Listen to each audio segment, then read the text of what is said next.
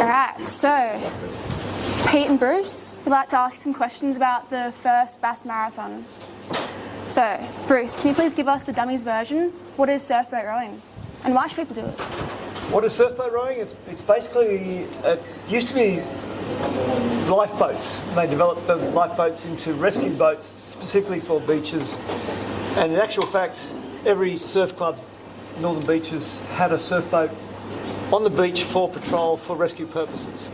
And that was there for quite a while. People probably remembered a bit more than I do. And then later on became the belt line and reel. But surfboats then developed from that. It developed into surfboat racing. So it was basically 4 rowers and a sweep, maybe 6 boats in the heats, and then now they're just predominantly for racing. Yeah. Lovely. So, Pete, what's the difference between the George Bass Marathon compared to normal surfboat races? It's a bloody long way. Yeah. Well, I noticed this year's was 190 kilometres, although our one I think was 170, so I'm not sure where the 20 kilometres went because we went to the same beaches. But unlike normal surfboat rowing where it's a 3 or 4 minute race, this is done over 7 days. Depending on the conditions, it can be 4 hours in a day, 2 hours in a day, for 7 days. And did you see any sharks in your, or any interesting wildlife? No, that's because in the first and second George Basses, we were smart enough and kept in a boat all the time, so we didn't have to go in the water. Yeah.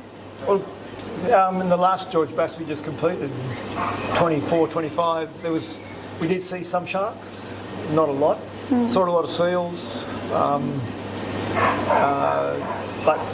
a lot of dolphins, but only one shark. Yeah. Fortunately. Lots of wildlife. Yeah, so what's it like doing the race with no changeovers? Survive? Well, I haven't done a George Bass without it. We've changed it, so I don't know, but I guess the first George Bass was really the first time when sliding seats were put in, otherwise our posteriors would have been very worn out. You get blisters. I just guess you get in the boat and you row what you have to do and get to the finish and you stop.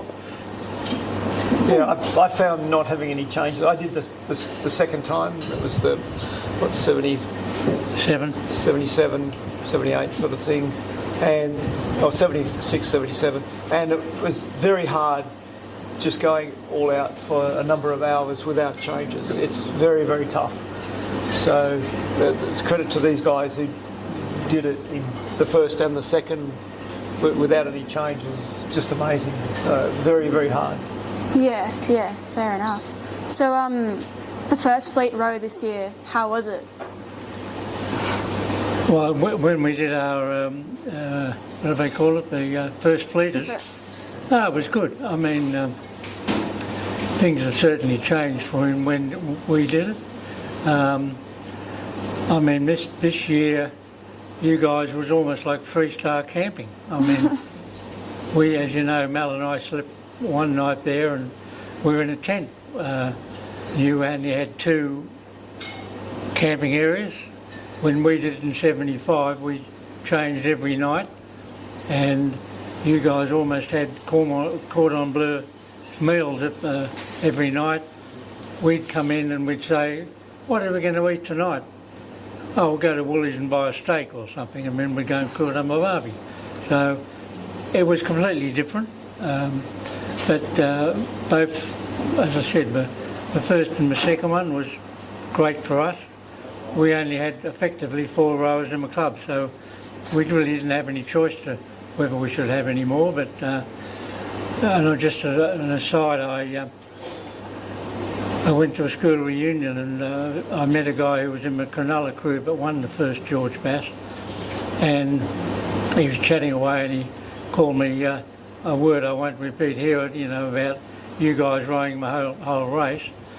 And I told him, well, we only had 4 rowers. Well, we came in and Cronulla had this great tent set up. They had masseurs, they had a menu on the tables, and as I said, we came in and said, what are we going to eat tonight? a couple of nights of rain. We slept in the car. We had no tents. That's where it's different, but I guess we were a bit young and foolish then. Yeah. And how did you go on that race? Didn't you do quite We well? came fifth in the first and third in the second.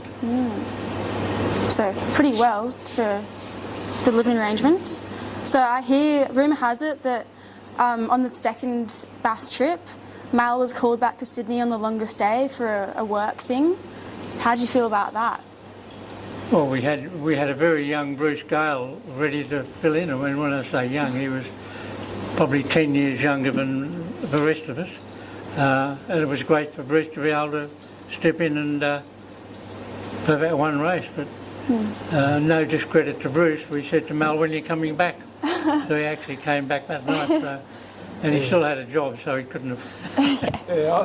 That was the first time I'd done it, the only leg, and I found it just absolutely exhausting. So I could barely stand after it, and I didn't get too much sympathy for the sweep. And plus, I didn't know how to temper my rowing to be able to last 2 hours. I just went out too hard, too early, and suffered as a result of it. So fortunately, I only had to do the one leg, and then Mel was able to come back.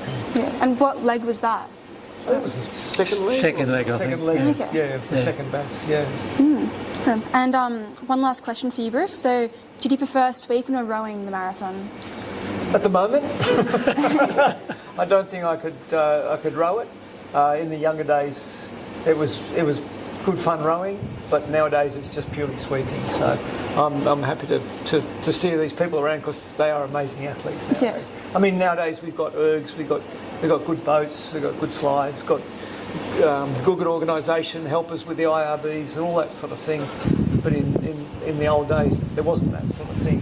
So it's much more professional outfit now and better training, and they're much fitter and stronger than as a group than we were. Yes. Yeah, but the sweeping was pretty hard this time, wasn't it? Standing up at the back of the boat for 4 hours. Yeah, the first day was pretty tough. It was into a southerly and it went for 4 hours, and that's a long time to be standing at the back of the boat. So fortunately the second day was a shorter leg and the wind had changed, so we had a nor'easter, so that probably saved my bacon because I don't know if I could have stood another day in the southerly. But you didn't fall in, so that was pretty good. A couple of times I wondered.